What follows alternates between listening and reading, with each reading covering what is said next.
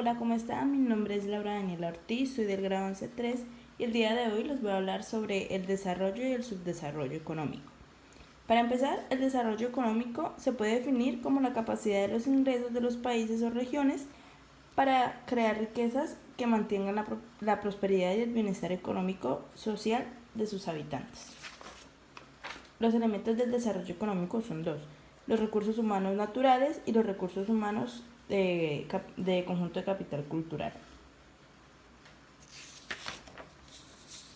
Luego están los indicadores económicos, que pues son los datos estadísticos sobre la economía que nos permiten realizar un análisis de la situación económica. Existen tres, están agrupados generalmente en tres. El primero es los indicadores adelantados, que cambian antes que la economía y determinan tendencias buenas o malas. Los más importantes son el índice de precios de consumo y el índice de entradas de pedidos de la industria. También el índice bursátil y la tasa de intereses. Luego están los indicadores coincidentes, que cambian al mismo tiempo que la economía y pues indican el estado actual de la economía. Los más importantes son el Producto Interno Bruto, la producción industrial, las ventas al por mayor y después tenemos los indicadores retrasados, que son los que cambian después de que lo haga la economía y se usan para conformar previsiones económicas. El más conocido es la tasa de paro, pero pues también tenemos la producción industrial y la tasa de desempleo.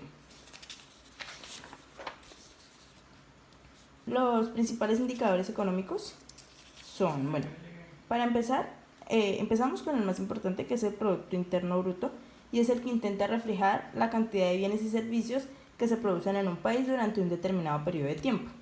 Es decir, que el valor en dinero es el valor de los bienes y los servicios producidos de un país. Después está la inflación, que es el aumento de los precios entre dos países. El principal índice que se utiliza para medir la inflación es el índice de precios al consumo.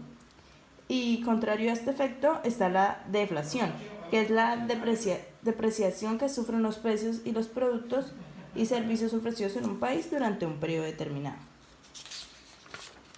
También está la tasa de desempleo, que pues es un indicador que tiene una variación de alza considerable y son indicos de debilidad y poseen una recesión. Acá está una regla de 3 que pues nos muestra cómo hallar la tasa de desempleo de algún lugar o de alguna muestra.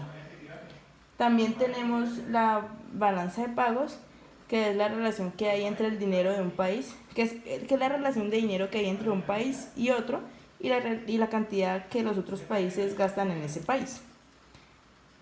Por último tenemos la tasa de interés, que es el monto que el deudor debe pagar a quien le prestó por el uso de ese capital, que eso es como lo más cotidiano, ¿no?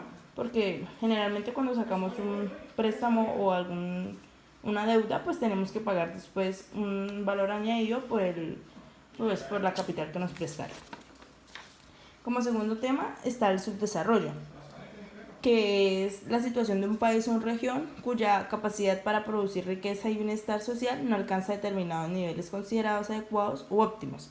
Como podemos ver, acá está la línea divisora en el mundo, que nos muestra en verde los países desarrollados y en amarillo los países subdesarrollados. Como podemos ver, Sudamérica, Centroamérica, África y una parte de Europa son los países subdesarrollados. El subdesarrollo en lo político pues suelen carecer de instituciones democráticas fuertes y tener regímenes altamente corruptos, además de una considerable dependencia militar de potencias extranjeras. El subdesarrollo en lo económico se caracteriza por tener economías que no alcanzan su máximo nivel productivo y en las que por lo general predomina la actividad del sector primario. Y el subdesarrollo no social, pues básicamente los alarmantes índices de pobreza, las dificultades de la población para acceder a la educación, a la salud y a los servicios básicos.